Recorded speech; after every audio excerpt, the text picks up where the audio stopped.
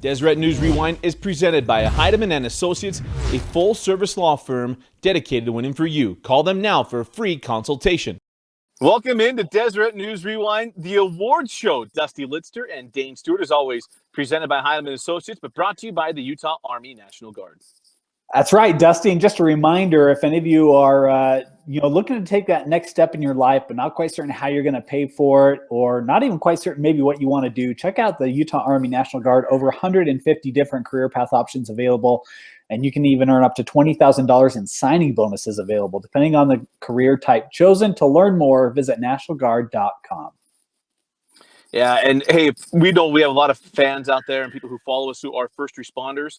If you're a first responder and you don't have your will taken care of because of cost or what that looks like, well, our friends at Heidemann and Associates have got your back. Justin Heidemann has decided that he's going to help all first responders. If you need a will and trust set up, and that includes medical stuff and everything like that, free for first responders. Go to Heidemann and Associates, and that's at www.utah.law. Set them up, let them know that Deseret News Rewind let you know about this. They're going to give you a free will. They don't charge by the hour. Those, by the way, if you're not a first responder, they don't charge the will stuff by the hour. It's a flat rate. So it's going to be 100% discount there to first responders. And we want to thank Justin Heidemann for his generous efforts during this crazy, crazy time. Well, crazy enough that we were trying to figure out how we're to get this video done. As you can see, Dane's living #NoKids life, so he can shoot this inside of his house. I didn't want my daughters coming in and out of the video, so I'm sitting in my car, and you'll see throughout this video different cars. Yeah. So we try to make this thing work. So, but Dane, how's life been for you? You know, Dusty, it's a little weird, man. Normally I'm able to look this way and actually see you, but this way I just see a wall, but our viewers think I'm looking at you. And we're all just trying to learn how to live in a digital world, right? No, it's been good. A little sad that this might be the closest I come to a baseball game this spring, but excited to be able to announce our basketball awards for the winter sports. Well, let's jump right into it. Let's get to our most outstanding player of the year. Well, here with our most outstanding player of the year, DALLIN Hall. DALLIN, what a spectacular career. You've had about a month to think about it. You commit to BYU. You meet Donovan Mitchell. You survive not getting COVID from him. So what's this last month been like for you, man? It's been interesting for sure, man. I don't think any of us have really experienced something to this extent, but I'm just lifting at home, staying close to the family, not doing much outside, so just a lot of homebound stuff. So Dallin and Dusty mentioned, I think everybody saw, right? Donovan Mitchell come up to you and talk with you after winning that state championship. I know he was on Twitter. He was spotted wearing some Silver Wolves gear. What has he told you? What's been the piece of advice that he's given you the most, or that stands out the most in your mind? He said he was a big fan of my game, and that's a huge compliment to me. Coming from a guy of his level of play. I mean, obviously, I get that from a few guys, but not like from an NBA player. So that is huge to me. And I mean, it just helps me not get complacent and want to keep working to someday try and achieve that level of play. Well, Dallin, let's talk about this season. I mean, you're a 3-year starter. You and your buddies, I mean, all been together coming up. And this year, your only 3 losses are in region. But what was this season like when you go into the state tournament? How much confidence was really there for you guys when, you got routed by Davis twice, you get handed by late in the end of the year? How were you guys able to keep your confidence? I don't think – I mean, we knew coming into the season that we were the favorites. And so – obviously we dropped the ball against Davis those 2 games but I think our confidence was just the same. Like, we knew if we played to our max potential that we could beat anybody in the state. And so, especially going into that state tournament, everyone felt like our defense was locked in. We had some great practices that week off. And so I think our confidence was at an all-time high. And even though Davis had beat us twice, everyone on the team was going in there thinking we're about to leave this game being state champs. Dallin, man, I got to apologize, man. You know I love me some Fremont. You guys have been like my school, my underdog for years, and I've never been so happy to be proved wrong. So congratulations, Dallin. But, you know, you were the only player in the state this year to average over 7 rebounds a game, 7 assists per game, 20 points per game, and a pair of steals. Talk about the pack, right? I mean, that senior core, yourself, Harrop, Voorhees, obviously a state championship this year. But what's going to be the thing that you miss most about playing with those guys or your experience playing at Fremont over the last 3 years? I think I'm just going to miss the amount of fun we had playing with each other at practice too.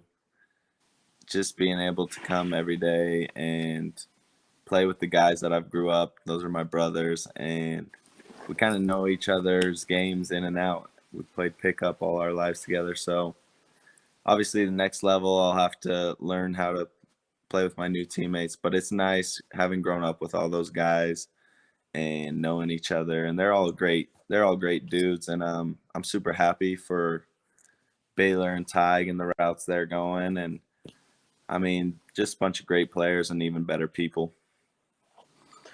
Dallin, right after this season, you commit to BYU, and not only that, you get your mission call. So, Yeah, how exciting is that for you, man? that's super exciting, man. I was super shocked to see the Philippines when I read it, but I'm super excited. Couldn't even pronounce where I was going or the language I was speaking. But I'm excited. Well, just know they play some hoop out there, and you might get into some volleyball on your well, we used to call it P Day back when we were us old folk, but whatever they call it now. So I do like some volleyball, so that should be fun. Well, man, congratulations on a terrific year. It's been our pleasure to cover you, and we certainly look forward to watching you move forward. But best of luck, everything going forward. But you are our 2019-2020 Most Outstanding Player of the Year. Congratulations. Thank you so much. I appreciate it, guys. You know, Dallin is someone, Dane, we've said this maybe ad nauseum, and some people are tired of hearing that. Yeah. We know a lot of people who jumped on the Down Hall train. I'd like to say, outside of Coach Mulaney and a couple others, we were the conductors of the Down Hall train. I mean, no one's called more Down Hall games. We got to say this about a lot of the best players in the state, but I don't think anyone's seen Down Hall more, maybe, than the Examiner writers, than the two of us. Yeah, and you know, just so special to be able to see them cap off the senior year with the state championship. And you know, you think about some of the shortcomings in past years, postseason runs, and this year, you know, they really capped it off, winning in 3 different ways, and showed the versatility of that roster. But that versatility really couldn't have been demonstrated in full effect without Dallin Hall. We talked about it in our interview with him. You know, the only player averaged over 7 rebounds and 7 assists per game while scoring 22 plus. That was his average. And, you know, when you get a player like Donovan Mitchell come out and talk about how, you know, what an outstanding year or outstanding game and player he is, you just know how special he is. And the folks down in Provo, boy, tell you what, get excited. Dallin Hall, this young man, going to be crazy that we won't see him in a high school uniform again, but so excited for his future and what a fantastic career up at Fremont. Yeah, just a spectacular career. But as you see, he's a humble young man, but he's got a lot of room to grow. And congratulations on going on his mission first. But congratulations, Dallin Hall, our Most Outstanding Player of the Year. Well, the next award, and this is always a tough one because we have guys that are in the Most Outstanding Player of the Year, but our 6A MVP.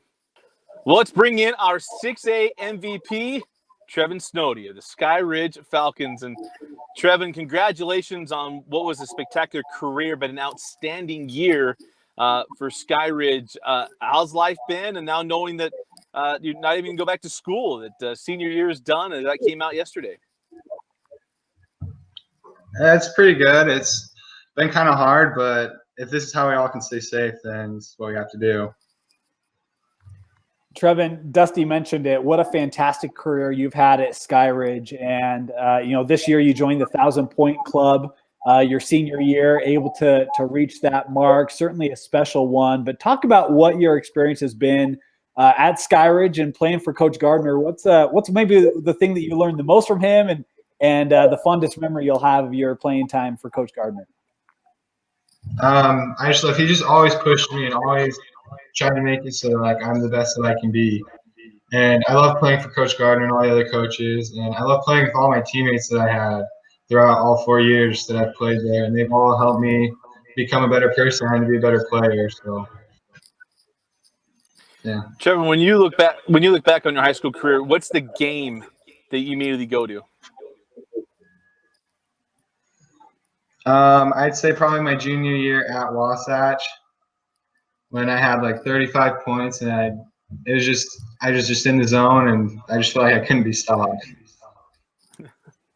Well, Trevon, we had a game your junior year. You guys played Timpanogos. You ended up losing that one on a last-second shot, but Lieutenant Governor Cox was there. You had 24 that night, so I was thinking that might have been the one. But of course, having not coming out on the winning end, I can understand. You're set to go play at Dixie State. How excited are you to get down to St. George and go play for the Trailblazers? I'm super excited. I love Coach Judkins and Coach Schroeder there, who's been talking to me a lot. And I think it's a really good program. And I love Dixie and I love St. George, so I'm super excited. I could not refer you more than going to Dixie State. Dane knows. We've talked to a lot of people. I'm like, look, Dixie offers, you run. You get down there and go enjoy it. But Trevon, congratulations on an outstanding year. And what's the memory you have from this year? I know I talked about game that you go to, but what memory stands out to you here? This was a team that was in the platinum level, the Tarkanian Classic, all that stuff. I mean, what stands out to you about this season? I think actually our tournament in Vegas, when we played all those really good teams, Bishop Gorman stuff, and just the time that we had together there. So those are good choices. But Trevon, congratulations. Go ahead. I was just going to say Region 4 championship. You guys won that and was a fantastic year for Skyridge. Trevon, congratulations on a great senior campaign. Thank you. Awesome. Trevon SNODDY, our 6A MVP. This was difficult because there's a lot of places we could go, but when we started talking about it, we look, and it's this year, and I don't want to say it's a Lifetime Achievement Award, but for the last 3 years, Trevon SNODDY has been the guy that has just been Mr. Consistent. He has been. And, the remarkable thing is, and we've talked about this on our podcast actually, is, when you walk into a Skyridge gym and you see Trevon, you're like, oh, okay. Yeah, I'm sure he's fine. But then you see him play, and he's a guy that can do everything, really at any level on the floor. And he plays a lot bigger than he is. I just remember the first couple of times I saw him, I'd be like, wow, I did not expect that from that young man. And you think of Skyridge and where that program is right now, and a 3-year contributor, if I recall correctly, at Skyridge. But just what a dominant force he has been. He entered the 1,000-point club this year, and it's going to be weird to not have him down in the blocks. But you think about Region 4, and you think about 5A and 6A, the years that he played in those classifications, and there were not many big men that won against Trevon SNODDY. I mean, that young man, 6'5", I think, but he can play a lot bigger than that, and he can really anchor you down in the post. What a fantastic career and a great year this year in helping the Skyridge to win that Region 4. I'm excited to see him go to Dixie State. He's going to join a former 6A MVP in Trevon Alfrey down in St. George. So that's going to be fun to watch as well. Congratulations to Trevon SNODDY, our 6A MVP. Now let's get to our 6A Coach of the Year. All right, here with our 6A Coach of the Year, Coach Corey MELANEY of the state champion Fremont Silverwolves. Coach, been a month. You've had a chance to think about a state championship, and now you're the Coach of the Year. Now does the year feel like it's complete? Now it's complete. I was waiting for this. This makes it all worthwhile. Coach, boy, what a group you had this year. And obviously there's a lot of talk about, DALLIN and the year he had, and Tig and Baylor. We know how pivotal they've been for your group in recent years. But talk about this senior class. I mean, had a lot of guys step up, contribute in a lot of different ways, ultimately, reaching a state championship. But talk about what it's been like to coach this group for the number of years you've had them there at Fremont. Yeah, it's been so special. We've had a ton of experience, coming in with 4 starters, and even their more year, 3 guys played heavy minutes for us. DALLIN obviously is our engine, and he was great. But Baylor and Tig were right there. And then everybody. I mean, it didn't matter. You know, Mitch was hurt coming out of football and was never really right. So we sat him down a little bit. And Harry, you know, Harrison Stimson just stepped right in and was just phenomenal. And then when we went to Bridger Smith, who's like a 5'8" post guy, you know, but he just did a heck of a job and just hit shots and just worked. And then we brought in a freshman, you know, and it didn't matter who we plugged in, it worked. And our guys were coaching them on the fly, you know, at times. And it was just to have such great leadership and such great basketball players, such great kids. You know, so many people would say if you got one of the most versatile players in the state, how hard is your job? So let me ask you, how hard was your job with this group and with someone like Dallin Hall that commands the ball? But I mean, he got so good over the last couple of years of not playing hero ball. But how hard was it to be the coach at Fremont? Yeah, I mean, you know, we joke saying it's really easy. You just let them play, and there's a little bit of truth to that. But at the same time, you got to make sure, you know, egos are left at the door, because surely Baylor could have scored 20 a game this year if he wanted to. Tide could have, you know, scored several more points. Everybody had to kind of sacrifice a little bit. I think Dallin could have scored 30, you know, a game, and not necessarily him. He'd rather pass, but we told him we need you to score a little bit more, and he accepted. At times he was a little bit. You know, would delay, you know, getting going a little bit, at least scoring wise. But you know, he was so great, and he's so hard on himself. He'd have one turnover, and you know, we had to say, hey, it's okay, you're going to have some of those. So he's a person, which all the great ones are, and they hold themselves to such a high standard, and everybody else around them. So it was really easy. They were coachable, and they wanted to be coached. Coach, I have two questions for you in this one. The first one is, if it felt like in recent years you've had a team where maybe some of your support scoring has struggled a little bit in some of those bigger venues and state tournaments. How great was it to see that support scoring really show up all week long? And then the second question is going to be, after, you know, falling to Davis by such large margins, how fun was it for you to be able to beat them for that state championship? Yeah, I'm going to get to that second one because I'm really excited about it. But it was great. You know, I think we had, you know, a leading scorer. I mean, obviously Dallin led us in several games. Baylor was our leader. Kip Calder, you know, a game or two. Tig has led us before in scoring. Those guys, when they got opportunities, they cashed in, and they were going to get pretty clean looks because Baylor and Dallin, they were demanding double teams. Guys were sagging to help off, and when they weren't, they were finishing at the rim. It was almost pick your poison, and Kip was always locked and loaded and ready to go, as was Ty. And guys coming off the bench, they knew their role. Talmadge Mitchell, you know, he wasn't, you know, a marksman from the outside, and he knew that. But he would get into gaps and penetrate and finish at the rim. And I told him, if you can make layups and hit free throws, you can play. You know, I mean, you don't need to be, you know, one of these other guys and hitting shots. So, you know, Harry, like we said, Bridger, you know, did get a ton of minutes and sometimes play. But when he did, he was ready and he wasn't scared. And our guys, you know, Dallin was telling guys, shoot it. When I pass you the ball, you better shoot it. You know, whether it was selfishly, hey, I want an assist, or, man, you're open, you're on the floor, coach trusts you, so you got to shoot it. You know, and then, Davis, you know, we had so much confidence, and it sounds so weird. We get worked. We get flat worked. I felt like they were really hungry that first game at our place. You know, they were prepared, and they, you know, we're both undefeated. They were super prepared. They were hungrier than we were, and they beat us, and they beat us good.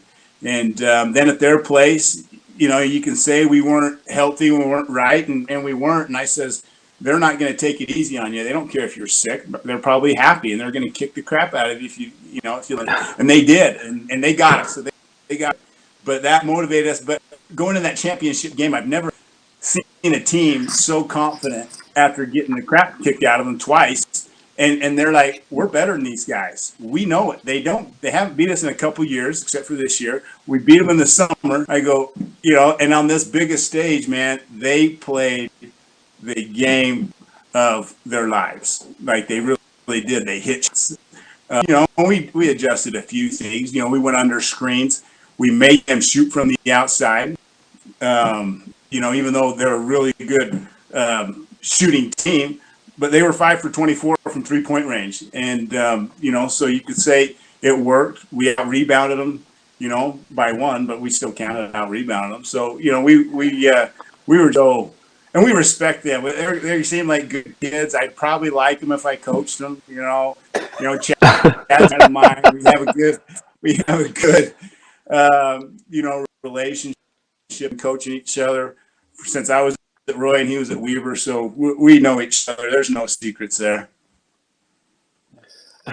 Well, Coach, it's been a pleasure to watch this team and the last 3 years watch you develop this group and to see where you were. And really, when we decided how this was going to go for 6A, you had surprises, with Mason Sawyer and West Jordan, they accomplished, and then you go hit 16 threes on them. And then, but to see you come back after that, I mean, it was just no doubt. And I know you told us after the game that it was easy, but it takes a good coach. It takes someone that understands who he is and who these kids are to balance them back. So congratulations on a state championship and congratulations on being our 6A Coach of the Year.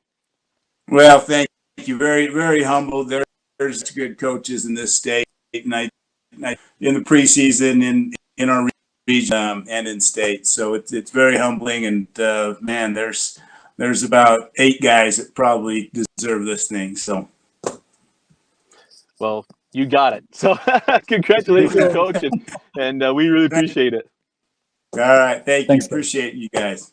Look, you win a state championship and you do it in a way that, well, one of us predicted at the beginning of the year, didn't have the intestinal fortitude to do it after the year.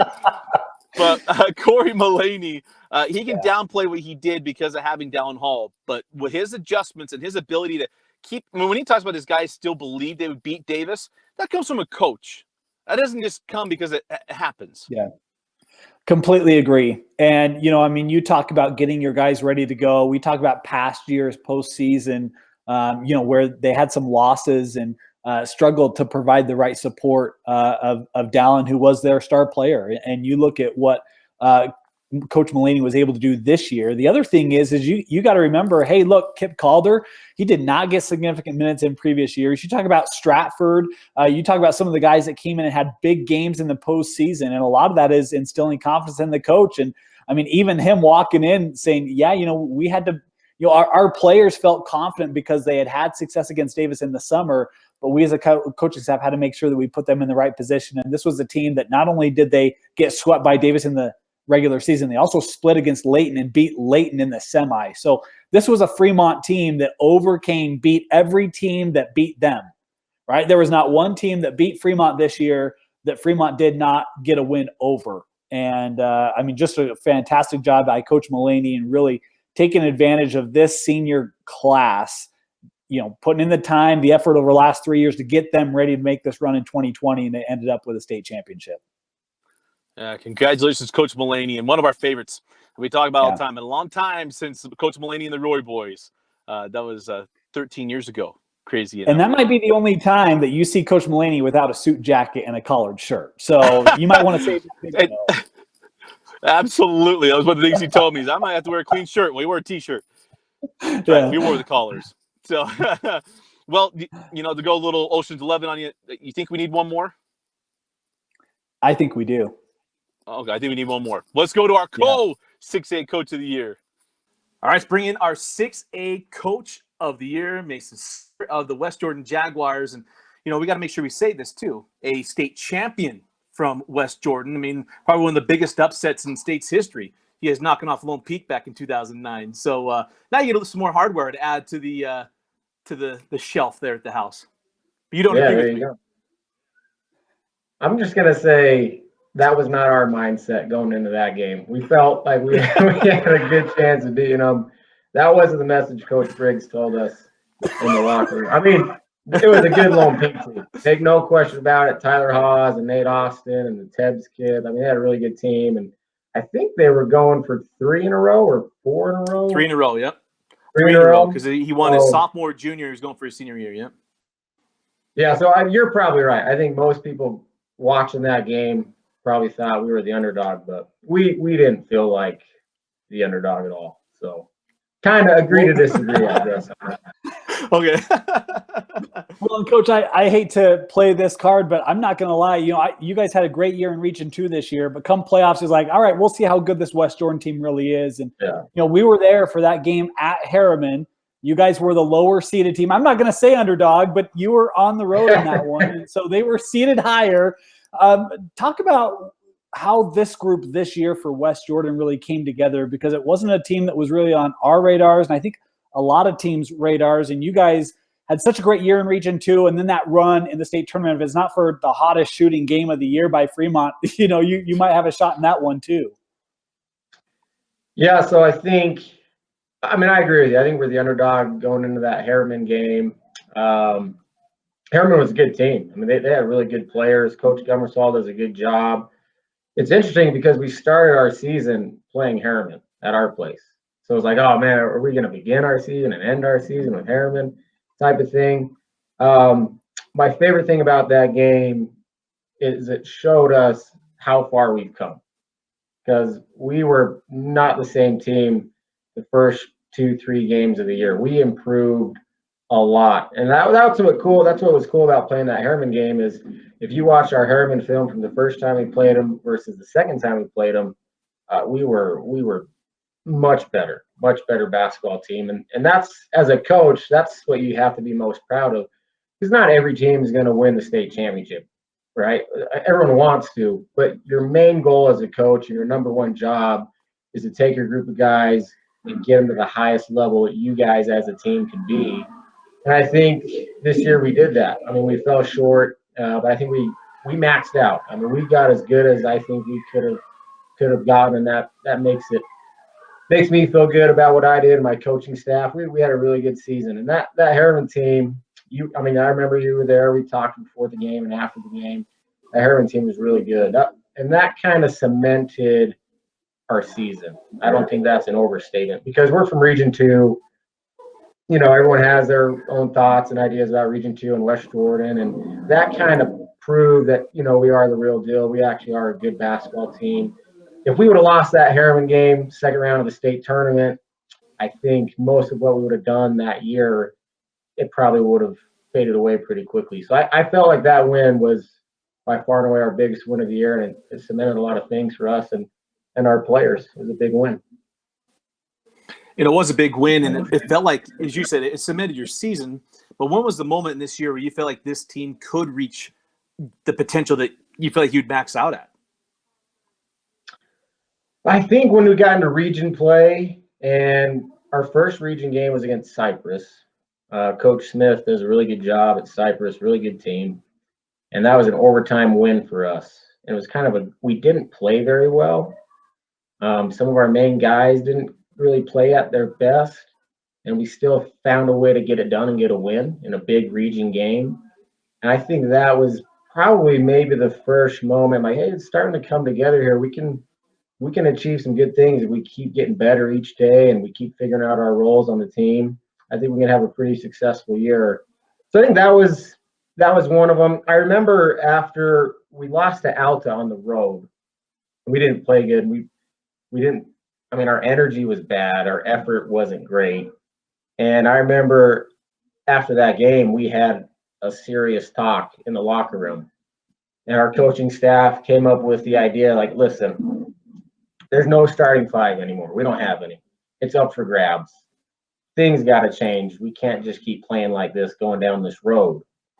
And after that Alta game, that's when we started to kind of have this turnaround in our season. Our next game was against Viewmont, and we had 4 different starters.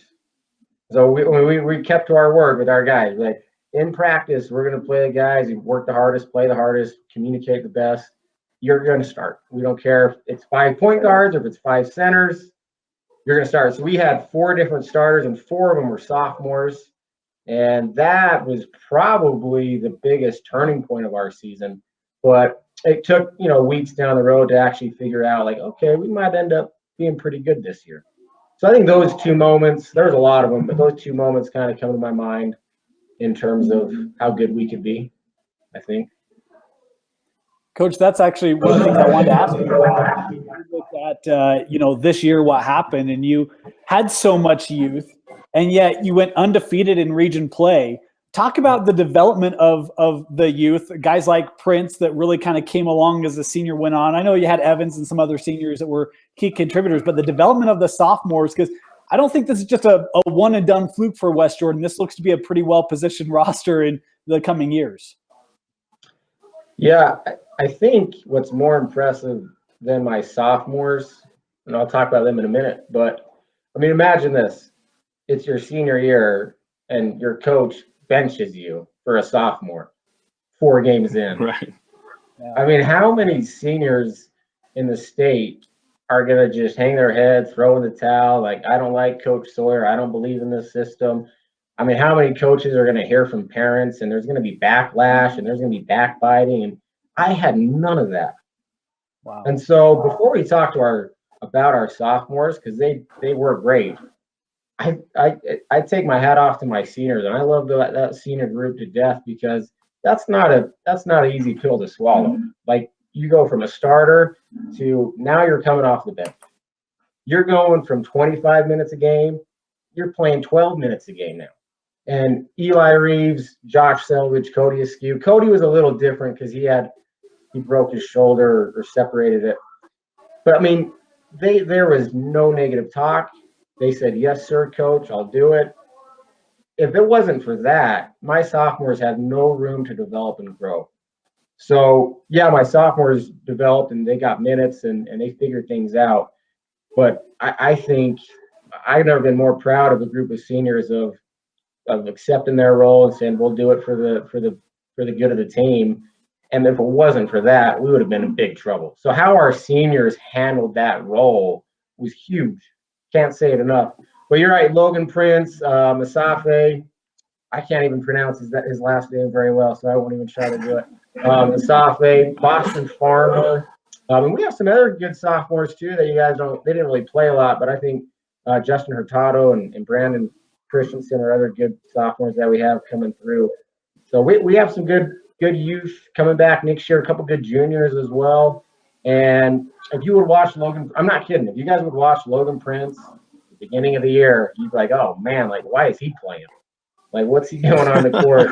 Well, we kept believing in him and trusting in him, and man, that kid, he won ball games for us later down in the year. I mean, he developed and he was huge. He was, especially in that, I mean, you were there. I mean, he was huge in that Harriman game. So couldn't be more proud of him, and we got a bright future for the next couple of years for sure. Well, you got a bright future, but it's what you did this year that gets you as our 6A Coach of the Year. So, Coach, congratulations on a great run, and we enjoyed you when you played. We do remember. I certainly remember your game at West Jordan, absolutely. And even though you were a Bronco at one point, Dane will forgive you for that. But we certainly you appreciate transferred. you. You came around, so it I transferred. I got out of there. I transferred out. So I never played a game for them. I just signed with them. So there you go. Okay. Well, I love going up in my book. But congratulations, Coach Mason Sawyer, our 6A Coach of the Year. Thanks, guys.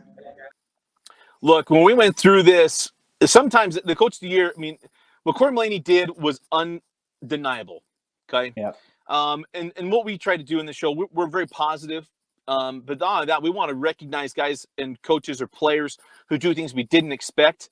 We did not expect West Jordan to go 10-0 in region. I don't care if it's region 2. Did not expect them to win a first-round state tournament game, and they did. And they shoot their best game of the year, just happened to give up 16 threes. It's frame up. But Mason Sawyer did a terrific job. He really did. And you look at this group and, a lot of youth. But the thing I love that Coach Sawyer pointed out is, hey, look, it takes special seniors to be able to recognize that, I'm going to see less minutes now, and to still buy into the team concept and to not become a stumbling block. And you look at what that West Jordan team did, 10-0 in region. And look, I don't care what region you're in. You run the table undefeated, and people want to talk about how weak that region maybe has been in recent years. Kearns has not gone undefeated in that region. I mean, they have still had losses, even though they've been the dominant team there. And so it is something I think Mason told me in one of the playoffs games. He wasn't certain if the school had ever gone undefeated in region play. I don't know. I haven't gone and looked at it. But then to go on the road in the playoffs and get a win at Harriman, that Harriman team had a lot of really good seniors as well.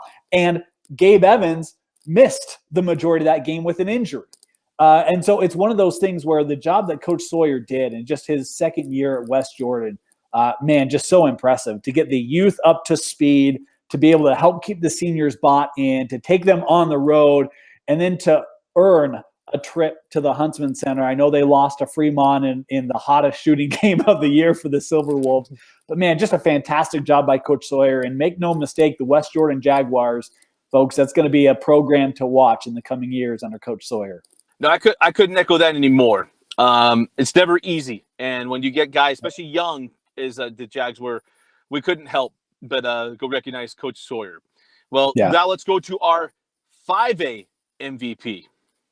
Let's bring in our 5A MVP, Zach Vicentin of the state champion Springville Red Devils. Zach, first of all, congratulations on a great year in state championship, and now you are the 5P for Deseret News Rewind. Yeah, thank you. Zach, man, what a year for Springville. I mean, we saw you guys, in December or something, I think it was, at Wasatch Academy, and looked like you guys had a lot of pieces, but it was not an easy trek through the state tournament. I mean, you had to go up against Robert Whaley, who's going to be one of the best bigs in the state next year, the comeback against Woods Cross. Just help our viewers understand what that postseason run was like to be in that locker room for Springville. Oh, so we'll start with the Wasatch Academy game. That was a fun game. That was probably one of the most fun games of the season, besides probably the semifinal game in the state championship. But that one was insane. And after the game, we walked into the locker room and everyone was like, oh man, like we were just like, oh, we should have won. Like we could have had them. And coach came in and was kind of teary eyed and was like, you guys did great. You guys are going to be really special this year. Like you just need to keep growing. And so, like, after that, we kind of put ourselves on a high horse, I guess. Went and we drove down to Dixie. We were on a bus for 6 hours, drove down to Dixie, then got blew out by Dixie. So and then it was kind of like oof, and then down, like it went up and down. But after that, we picked things back up. We beat a really good Westlake team. Just went along, had a good run through region. And then, first game of the playoffs, we played Mountain View. And that was I fouled out of that game. It was different. But and then we played Robert Whaley, and he's really good. He's big. He's strong. He's probably the best big I played all year. But that was a fun game. That was exciting, but it was just kind of like we traded buckets, just kept it close all game. But we kind of knew we had them. Just I don't know why. We just kind of felt like we had them. And then the Woods Cross game. That was crazy. That was a fun game. We were down by like 15 going into the fourth quarter or something like that. I think it was 10. We cut it to 10 or something like that. But there, like, I don't know, just a flip switch in our mind, and we got into our huddle after we did our huddle, went out before, and the 5 kids on the floor all 5 of us got together. And we're like, we're not losing this game. We need to pick it up right now, and we're not going to lose this game. And then we started to pick it up. We still kept trading buckets and just kept it close. And then we started going on our run, and Coach said that he was going to sub in Tyler in for defense, and then put me in on offense. And every time on offense, I touched the ball. I got a touch, and we scored off of it. Cooper hit a couple clutch buckets. Everyone had some clutch plays. And then they had the final shot, and those guys could shoot lights out. Like, those guys just shot the ball like crazy that game. Yeah. Props to them, but we came down, and there was like 5 seconds left, and he shot a half-court shot. And so as soon as he shot the half-court shot, there was still like 3 seconds left when the ball came down. And everyone started running off the court and celebrating already like we had just won. And Tyler was the only one that stayed back on defense, and they got their rebound and tried to lay it back up, and Tyler got the block. And so that was pretty exciting. But no one knew that Tyler had gotten the block. They all thought it ended after the first shot until afterwards, when we were all watching film on the bus. So that was pretty funny. And the state championship game that was pretty fun. We went in. Those guys are really good, but they're just young, and so we had a experience on them with our 8 seniors, and I don't think they even played a senior, but they're still good and tough team. But we just kept our heads down and just closed out the game. We had a big lead going into halftime, and then just kind of kept our lead as we went out. That's pretty exciting. Well, how fun has this last month been for you? Because, for those who don't know, I mean, you're going to go up to Idaho State, you're going to be a Bengal, and you'll be able to bask in the light of being a state champion, and then now you're going to get ready to go play some college ball. Mm-hmm. No, the last month it's been crazy. The whole coronavirus and everything, we've had to stay inside. And so Idaho State, we do a Zoom call every Tuesday and Thursday with the team, and we do a study hall. And then on Fridays, we just have a team meeting, making sure everyone's where they need to be, ask questions, everything. So like the study hall is just for us doing our homework. So we just stay on FaceTime, coach, kind of make sure everyone's doing their homework. And then they've been sending me workouts on an app called Team Builder. So I've been doing those workouts, and all of a sudden all the gyms shut down. And so we've had to start doing our workouts in the basement, and coaches switched them all up from because I have a set of dumbbells in my basement. We have some good workout equipment down there. So I've been doing pretty okay on the workout side of things. But coaches had to change all the workouts and everything, and then it was crazy because it stopped. The coronavirus shut everything down, and all the other states that still had basketball going, all their state championships got canceled. So it was pretty. We got pretty lucky that we got to finish out ours. Right. But yeah.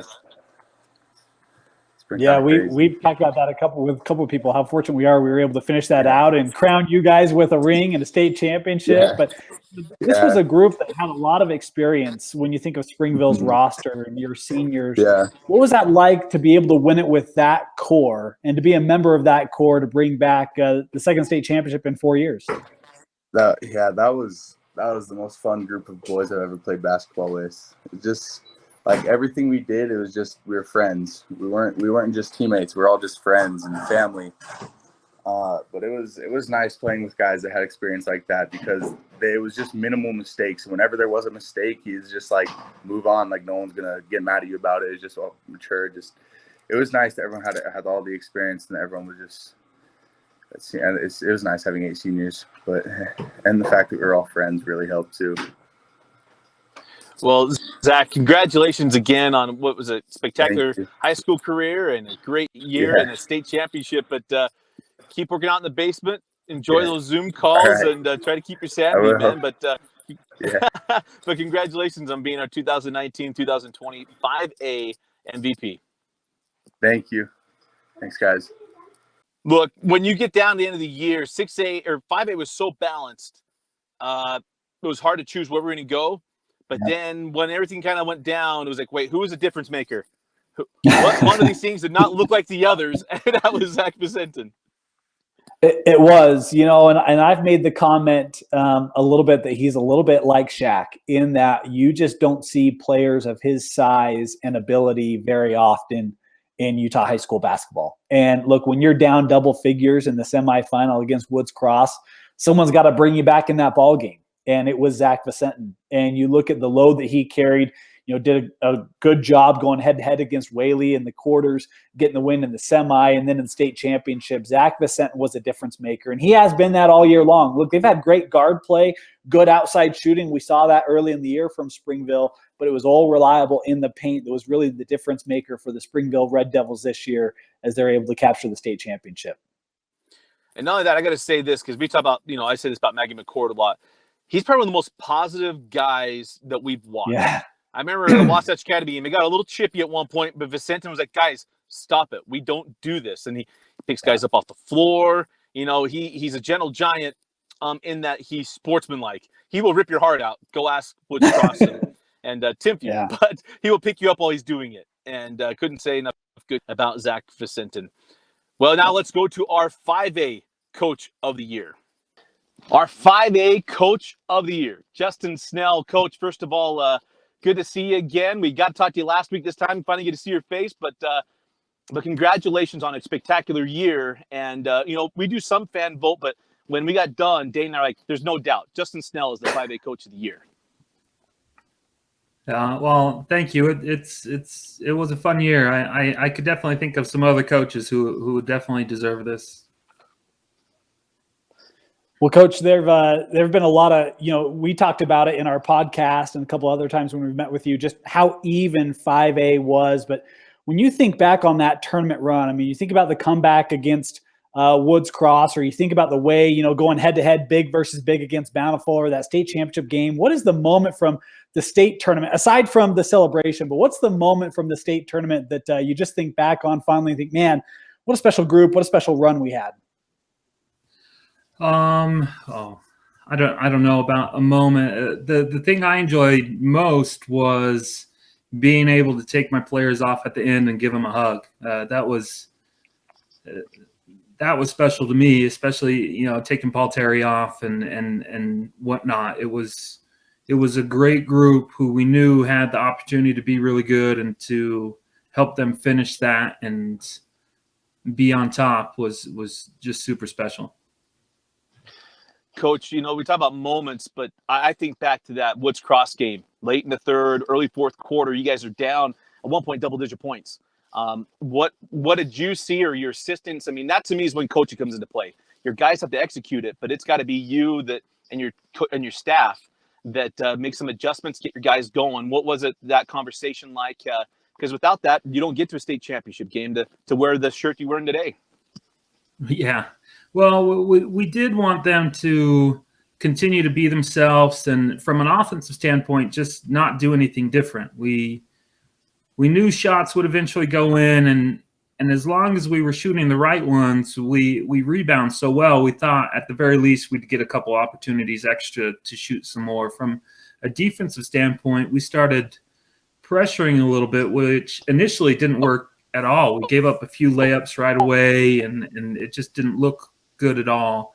We had to take some time and talk to the boys about understanding that we don't need them to turn it over. We just need them to take a quicker contested shot, and that our turnover will come from our guys in help and not the guys on the ball. And once we started doing that, the guys got pretty comfortable, playing that way.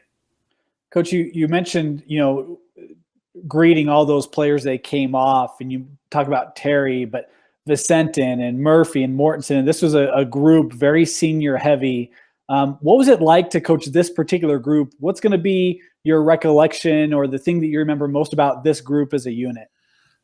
Just how much they liked each other. This is a group of kids who hang out together all the time. I mean, they are just a big family, and that has always been what they've kind of been. So it was nice right out of the gate, from knowing that we were going to be senior heavy. Our practices were super intense and super aggressive right from the get-go. There wasn't a ton of, this is what we're trying to do this year, and reteaching. It was just trying to get them to play as hard as possible. Coach, maybe just one other question for you. So I think we've asked this either in an interview with you before, maybe not, but when you think back to, state tournament, right? So you win a state title.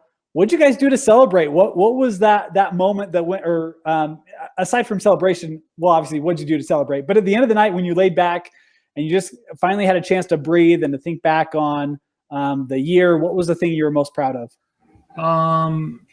I think what I was most proud of was those boys being able to achieve the goal that they had set. They came into the season wanting to be state championships, and we talked throughout the season that it's a great goal to have, but if it doesn't happen, it can't mean the season was a disappointment.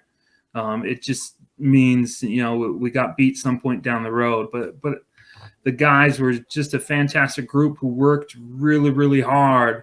So I was just super happy that I was able to help them achieve one of their goals. Well, Coach, 2 and 4 years, that's not a bad resume here at Springville High School. Congratulations, Coach, on being our 5A Coach of the Year and on winning state championship in 2020. Awesome. Thank you, guys. Springville sweeps, and for good reason. And Justin Snell quickly becoming one of our favorites. Man, what a job he has done, huh? And I mean, I've shared this on a podcast a couple times. I had someone tell me that they think Coach Snell is one of the best coaches in the state. And, you think about it, and at first it's like, oh, man, there's a lot of really good coaches. And then you realize what he's done at Springville. And no offense to Springville, that has not been a school I've considered as a basketball school. And now it is. Yeah. And you look at the job that he's done in building that program. It's just been remarkable. And, it was a tough Region 8 this year. He was able to navigate his way through that, still earn a top seed in the state tournament, and then run through the state tournament. Had some close games, right? Had some difficult matchups. When you think about Zach Vicentin, really, I thought the only big that could maybe deal with him would be the Whaley and the Roberts at Woods Cross for different reasons. And Zach won both those battles. And you think about getting the shooters ready to come out and play, and boy, just what a great job he's done there in his short time at Springville, his second state championship in the last 4 years. And he knocked off a monumental favorite 4 years ago. And this year he knocked off a couple of teams that had just as good of a bid as anyone else. But in the end, it was Springville left standing, and Coach Snell has done a fantastic job once again at Springville. We learn a lot about people, and, we talk about Coach Barnes and when he went in their locker room 4 years ago. We've had a chance to talk to Coach Snell twice. If you haven't listened to the podcast, go listen to the podcast we did with him as well. You can find that on iTunes or or Apple Podcasts, things like that, anywhere you get podcasts. But he shared after they lost to Payson, or it wasn't Payson, it was one of the games they lost right down the stretch. He went to Paul Terry's house at 11 o'clock at night. We go talk to him before games. We ask him about Zach Vicentin. He goes, look, I work with him every morning. And when you get someone like Zach Vicentin and people think we're going to run up and down the floor, and I remember talking to Justin Snell about that. He goes, we welcome it. They want to try to run Zach. Zach's ready for it. And that to me was one of those things when you talked to Justin, it was like, and I asked him on one of those questions was, you keep doing this. Well, what kept you in? He said, is the player relationships. And this is a guy that you can tell his players love him, and you can tell that he loves them and he invests in them, and could not say enough good things. And a lot of it is just let people know how good of a coach Justin Snell is. Yeah, no, you're right. And I think that was exemplified. And you really saw, the benefits of his player development where you talk about Dusty and the growth of a guy like Vicentin. I think back to that Wasatch Academy game, and it was that, it was, can they run him off the floor? And yeah, he didn't score 20 points, but he had a number of blocks, was a key rebounder, and was just willing to do whatever. And a lot of that comes from the culture that Coach Snell has set up. Yeah, it's been outstanding. So congratulations to all our award winners. A nice little bow. We know we're a little bit late to the game. We were trying to figure out how to do this. We want to go in person. We want to keep everyone safe. And we want to, here's a little oasis in the middle of this desert, because we know it's hard, and giving content, we'll work on that, give you some more content. But we're hoping we're all staying safe, and that's all we're worried about. Yeah, and it's one of those where we talked a little bit about, with school being closed for the rest of the year and not having spring sports, our hearts go out to those seniors, that senior class that will miss their opportunity. But we wanted to make sure that we had a chance to recognize, the group from our winter sports. And we've got a few things up our sleeve coming for spring as well that we'll certainly bring you. But, couldn't do this without you. Just really appreciate all of your support and coming up to us at state tournaments. Always great to be able to meet you and to get to talk to you, to get to know, some of the players and parents and fans, and just really appreciate all your support over the year. And thanks for watching and sticking with us here. Absolutely. Well, we want to thank you, because now we put a bow on basketball just to let you all know, a little note. It's the most watched basketball tournament we've ever had. And we thank you, the fans. We work really hard at what we do, but we do it because we love putting a spotlight on these kids. And it's all we're worried about. And we know that's why you watch, because you like to watch them. But all we want to do is put a spotlight on them. And again, congratulations to all these award winners. And again, if you're a first responder, go to Heidemann Associates, get that wheel set up. We never know what's going to happen. Anything the 2020 has ever shown us thus far is that anything can happen, and we need to be prepared. And if you're a first responder, a free will and living testament from Heidemann and Associates, and also go check out the Utah Army National Guard and go see if there's a new career, something you can get into as well. For Vince Francis and Dane Stewart, I'm Dusty Litster. Thanks for joining us and watching the Boys Award Show on Deseret News Rewind on Deseret.com.